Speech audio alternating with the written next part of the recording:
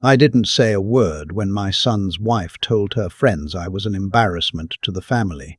I just set down my coffee cup, picked up my jacket from the back of the chair, and walked out the front door of that restaurant like I had somewhere better to be. I did, actually. I had a flight to catch, but let me back up, because the ending only makes sense if you know where I started. My name is Edmund Graves. I'm 63 years old, and for most of my working life I repaired industrial HVAC systems, rooftops in July in Phoenix, crawl spaces in January in Chicago. I worked with my hands. I came home dirty, and I made enough to keep the lights on and my son Caleb in decent shoes. His mother, my wife Loretta, passed when he was 14. After that it was just the two of us, and I won't pretend I was perfect at it. I worked long hours, I missed things, but I showed up and I loved him, and I thought that counted for something. Caleb grew up sharp. Scholarship to a state university, business degree, then a master's in finance that I helped pay for by taking on weekend side jobs. Private homes, small offices, anything that kept cash coming in.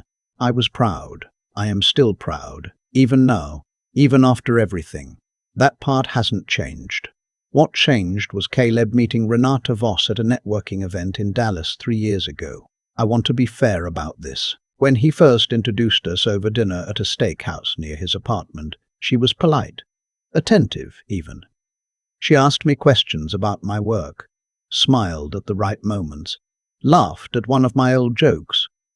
I drove home that night thinking my son had found someone good. I noticed things over the following months. The way you notice a slow leak. Not all at once, just small signs you keep explaining away. She would talk over me at dinner. She'd ask Caleb questions about his family that made it clear she was gathering information. Cataloguing. One Sunday afternoon, she asked how much I had saved for retirement, and when I told her it wasn't a lot, honest answer, true answer, something shifted behind her eyes. A kind of quiet calculation. Caleb proposed to her 11 months after they met. He called me on a Tuesday night, voice full of happiness, and I told him I was glad. I meant it. The engagement party was held at the Voss family estate in Scottsdale. Her father, Martin Voss, ran a regional commercial real estate firm that had done well in the past decade.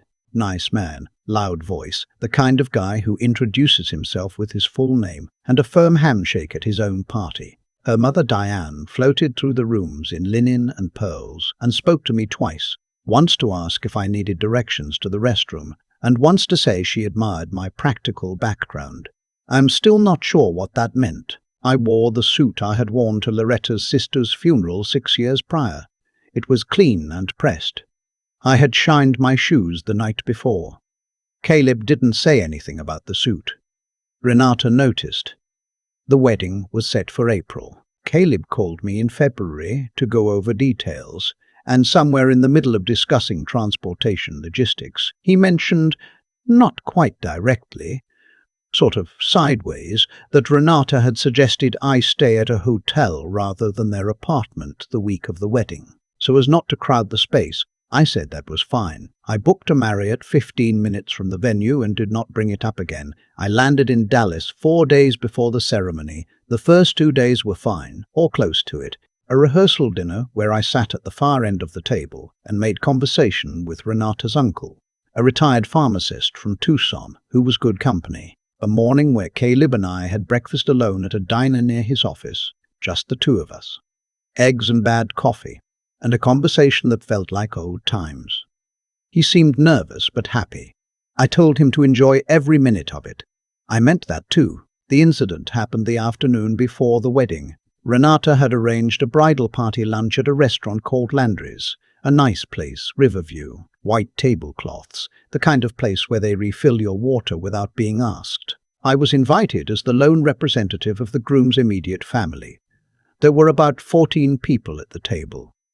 Renata's mother and 2 aunts, several bridesmaids, a couple of family friends. I arrived on time. I was wearing my suit again, the same one because it's the suit I own. I found my name card at the end of the table, near the window, and I sat down. About halfway through the meal, one of Renata's bridesmaids, a woman named Alexis who worked in marketing and had a very loud laugh, asked me what I did for work. I told her, HVAC technician, 30-some years in the trade, semi-retired now, and doing some consulting work for smaller contractors. There was a pause that lasted maybe 2 seconds too long. Then Renata said, addressing the table rather than me, "We just want to make sure Caleb's side looks its best tomorrow. It's such a formal venue." She said it lightly with a smile, but her eyes didn't move from mine. "I love that you made the effort, Edmund. I really do." The table went quiet. Several heads dipped slightly toward their plates. I understood exactly what she was saying. The suit, the job, the whole of me sitting at her white tablecloth table. I put my fork down. I picked up my water glass, took a sip, set it back down. I said, "I'm sure it'll be a beautiful ceremony." And then I excused myself, said I had a call to make, folded my napkin and left. I did not go back inside. I sat in the rental car in the parking garage for about 20 minutes. Not crying, not angry exactly, just still. The way you get when something confirms what you've been suspecting for a long time and you finally have to stop pretending otherwise. I thought about calling Caleb. I even had my phone in my hand.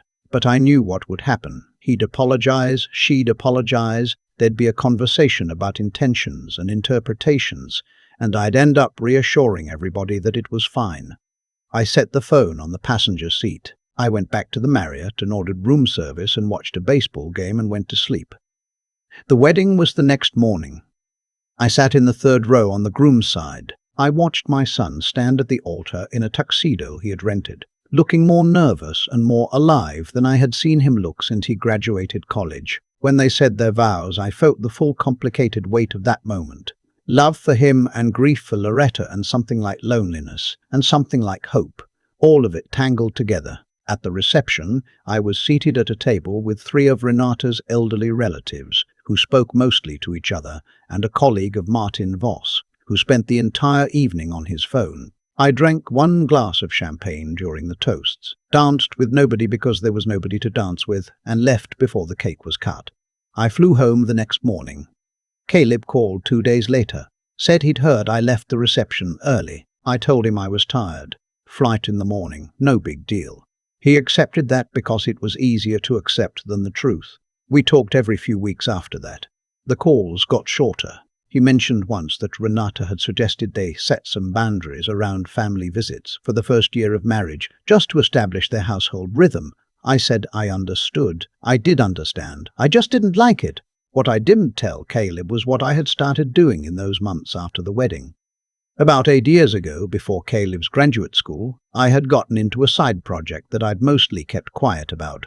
I had always had a knack for understanding systems. That was the whole basis of my career, really, figuring out how a complicated mechanical system worked and how to make it work better.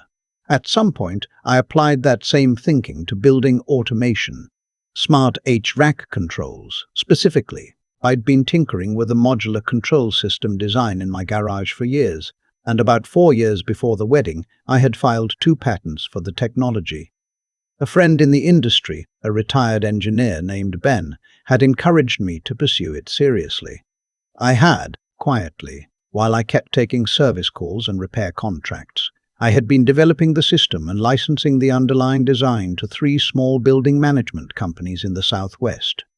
It wasn't glamorous. It wasn't a Silicon Valley story. It was a retired HVAC technician working at a folding table in his garage until 11 o'clock at night, running calculations on a second-hand laptop.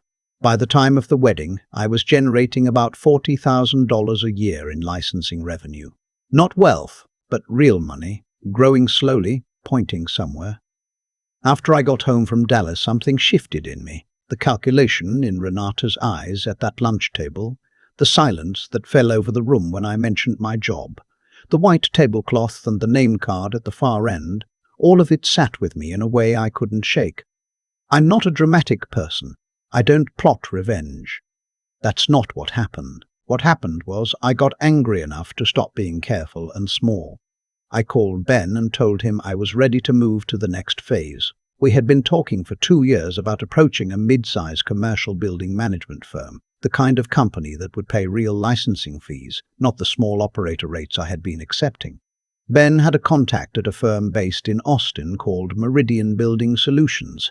They were expanding fast, picking up contracts across the Sun Belt, and their efficiency control systems were aging out. They needed exactly what I had built. We flew to Austin in June. I wore a different suit, one I had bought specifically for this trip. Charcoal grey, decent cut, nothing flashy. We sat in a conference room for 3 hours.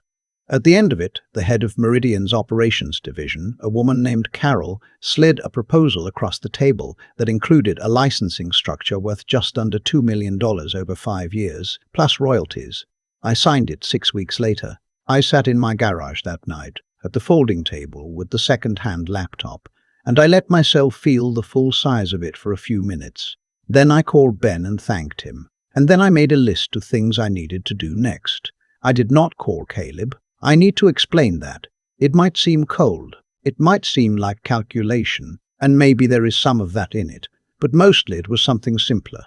I had spent my whole life being transparent with my son, and each time I had been, it had cost me something. He had told Renata things about my finances, about my situation, and she had used them to build a picture of me that suited her. I needed time to figure out who I was outside of that picture before I showed anyone the result. It took about 18 months. In that time, I negotiated 2 additional licensing agreements with firms in Nevada and Georgia. I hired a small business attorney named Patricia, not from the name list, a real woman I found through a referral, to manage the contracts. I set up a proper LLC. I worked with an accountant to structure everything correctly. By early the following year, I was looking at net income that would have seemed fictional to me 5 years earlier. I also, in that time, discovered something I hadn't known. One of the larger HVAC management contractors in the Dallas-Fort Worth area, a company called Precision Climate Systems, had been using a control logic framework that bore a striking resemblance to my patent filing from 8 years ago. Not identical, but close enough that my attorney flagged it after we did a routine intellectual property review as part of expanding my licensing portfolio. Precision Climate Systems was, I learned through some research, partially owned through a holding company connected to the Voss family's investment portfolio. Martin Voss had acquired a minority stake in it 2 years prior as a commercial real estate adjacent investment. I want to say clearly, I did not go looking for this. My attorney found it during standard due diligence. I did not engineer this situation. The situation already existed. I thought about it for 3 weeks. I talked to my attorney. I talked to Ben. I talked to nobody else. Then I authorized my attorney to send a formal cease and desist letter, followed by a patent infringement claim. The claim was for $800,000 in unlicensed use damages and royalties. I'm not going to pretend there wasn't some satisfaction in that. There was. I'd be lying to say otherwise, but I want to be honest about something. The satisfaction wasn't really about the money, and it wasn't about Renata. It was about the moment at the white tablecloth table when she implied with her eyes and her careful words that I was less than what was expected, and I sat there and said nothing and folded my napkin and left. The lawsuit was my folded napkin. Just a little louder. Caleb called me on a Thursday afternoon in March. He sounded different from the way he had sounded in a long time. Not angry exactly. Careful, like he was picking his way across ice. "Dad," he said, "I need to ask you about something." I said, "Okay." Renata's dad is saying there's a lawsuit against a company he's involved with, and that it's from, he said your name, Dad. He said, Edmund Graves. "That's right," I said. Silence. "What is this about?" "A patent infringement claim. The company has been using technology I hold the rights to without a licensing agreement. My attorney sent them a notice back in January. If they want to discuss a settlement, they're welcome to. Otherwise, we'll proceed through the courts." Another silence, longer this time. "Dad, I didn't know you had patents." "No," I said. "You didn't." He didn't say anything to that. I could hear him breathing. "How long has this been going on?" "The patents were filed about 8 years ago. The licensing business has been running seriously for about 2 years. 2 years. He said it slowly, like he was working out the math. "This whole time, yes, Why didn't you tell me? I had thought about how to answer this question. I had thought about it for weeks, knowing it was coming. I had several versions prepared. In the end, I set them all aside and just said what was true, because I needed to know what I had built before I showed it to anyone. And because the last time I was honest with you about where I stood financially, some of that information got used in a way that hurt me. I'm not blaming you for that, but I needed some time to think on my own. The silence that followed was different from the ones before it, fuller, somehow. "The lunch," he said finally. "Landry's, before the wedding." "Yes." She told me it was she said she was nervous about the venue being formal and she was worried. "I know what she said," I told him. "And I'm sure she told herself a version of that she believes. I'm not asking you to take my side against your wife, Caleb. I'm just telling you the truth about what it felt like to sit at that table." He didn't say anything for a long time. Then he said, "I'm sorry, Dad. I should have said something at the time." I said, "Yeah, you should have." We stayed on the phone for another hour. It was the longest we had talked in over a year. At some point he cried a little, which he would deny if you asked him. I didn't make it easier for him or harder. I just let him sit with it. A few weeks later, Martin Voss reached out through a mutual attorney to open settlement discussions. He also, through Caleb, passed along a request to meet in person, just the two of us, before anything moved forward legally. I agreed to the meeting, not out of softness, out of curiosity. We met at a hotel lobby bar in Scottsdale on a Wednesday afternoon. Martin Voss arrived in a blazer and pressed slacks, looking like himself. Big handshake. Full name. He ordered scotch. I ordered coffee. He told me he had looked me up after the claim was filed. Said he'd read through my patent documentation and had his own people review it. He acknowledged, without quite saying the words, that the infringement was real. He said Precision Climate had not been careful enough in their technology sourcing and that he had flagged it internally. Then he looked at me across the table and said something I did not expect. He said, "My daughter told me what happened at that lunch before the wedding. I only heard about it recently." He paused. "I'm sorry you were treated that way in my family's company. That's not how we do things." I looked at him for a moment. I tried to figure out if he meant it. I think he did. People are complicated. Martin Voss was a man who had built something real and who cared about his name, and somewhere inside that man was a father who understood that his daughter had behaved badly and that it had come back around in a way he hadn't predicted. I didn't thank him, but I nodded. We settled the claim 6 weeks later for $640,000 and a forward licensing agreement. My attorney said it was a strong outcome. I said I knew. I used part of the settlement to take Ben and his wife to dinner at the nicest restaurant in Phoenix. I ordered a bottle of wine that cost more than my first motorcycle. It felt right. Caleb and I have been rebuilding things since that phone call. It's slow, the way real rebuilding always is.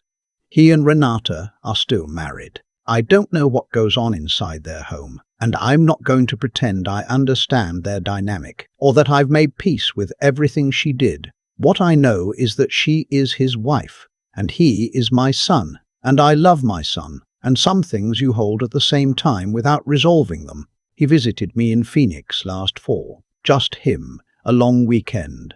We drove out to Sedona one afternoon and sat on a rock overlooking the canyon and didn't talk much. It was a clear day, the kind that makes Arizona look like it was designed by somebody who wanted to argue with you about beauty. At one point he said, "I think about that morning at the diner before the wedding, eggs and coffee."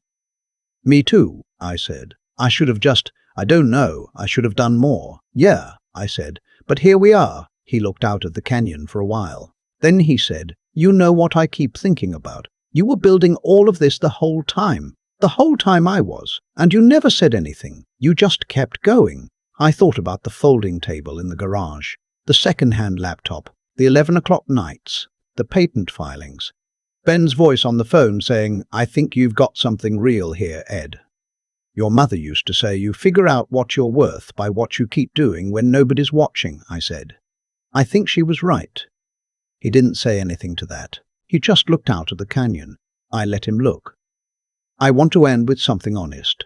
because I think the honest version is better than the clean version. I'm not a hero of this story. I was a man who felt small and invisible and chose to stop feeling that way by doing the work I had always been capable of. The legal claim was real and justified, but I'd be fooling myself if I said there wasn't a piece of it that was about sitting at that white tablecloth table and being told without words that I didn't belong. Renata has never apologized to me directly. Maybe she will someday. Maybe she won't someday. Maybe she won't. I've stopped organizing my sense of self around whether she does. What I know is this. I have spent 63 years in rooms where people looked at my hands and made up their minds about me before I said a word. And I have spent 63 years doing the work anyway, at the folding table, on the hot rooftop, in the garage at 11 o'clock when the rest of the house was dark. That's what I am. That's what I've always been. It just took a white tablecloth and a very quiet exit to remind me. I've been thinking a lot about what it means to let something go without letting yourself go with it. When Renata looked at me across that table at Landry's and said what she said, not with cruelty exactly, but with that quiet practiced dismissal that's somehow worse than cruelty, I made a choice. I didn't argue. I didn't explain myself. I folded my napkin, stood up, and left. And for a long time after that, I wondered if walking away made me weak. It didn't. But I had to live through the whole thing to understand why. Here's what I know now. On the other side of it, actions move in one direction, and then they keep moving. What Renata did at that table didn't stop when I walked out the door. It kept going. Through Caleb's silence, through the year of shorter phone calls, through the settlement conference in Scottsdale, all the way to the afternoon in Sedona when my son sat on a rock and tried to find words for something he couldn't quite name. Every action in this story had a tail on it that ran longer than anyone expected. That's not fate. That's not the universe balancing some cosmic ledger. It's just the straightforward reality that how you treat people determines what kind of situation you eventually find yourself in. Martin Voss is a smart man. He built something real. But somewhere along the way he raised a daughter who learned that the value of a person could be read from their suit jacket and their job title, and that belief walked right into a conference room and cost his investment company $640,000. Not because I planned it that way, because the belief itself was wrong, and wrong beliefs have consequences. What I want to say, what I keep coming back to, is that integrity is not a performance. I was not building my business to prove something to Renata. I was building it because it was the work I was capable of, because Ben believed in it, because I had spent 30 years understanding systems well enough to design something nobody else had designed quite that way. The work existed completely independent of what she thought of my suit. That's the thing she didn't understand, and that I needed to remember what I was worth had nothing to do with her assessment of it. Caleb is learning that too. It's slow for him because he's caught between two people he loves, and that position is genuinely hard. I don't hold it against him the way I once did. What I do hold him to is the truth. That staying silent when someone you love is being diminished is a choice, and choices have weight. He knows that now. I think he knew it then too, which is probably why it took him so long to call. Loretta used to say character is what you build when the building is only for yourself. I spent 11 o'clock nights at a folding table in a garage with nobody watching, running calculations on a second-hand laptop, because the problem interested me and the work mattered to me and I was not ready to stop. That's all it was. And somehow that quiet, private persistence became the most important thing in the story. I'm not offering this as a blueprint. I'm not saying go file patents or stay silent when people treat you badly. I'm saying figure out what you are actually capable of, and then do that thing, fully and honestly, regardless of who's paying attention. The rest has a way of following.